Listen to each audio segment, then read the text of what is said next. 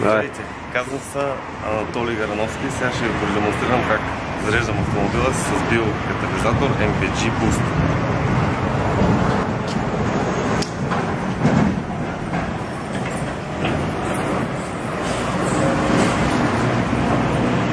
С катализатора се ползвам от един месец. В момента съм някъде на втория резервоар.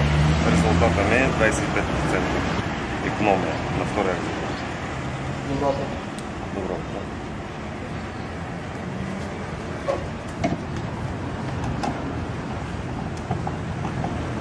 Дозировката на втория резервоар приблизително е милиграм на 10 литра.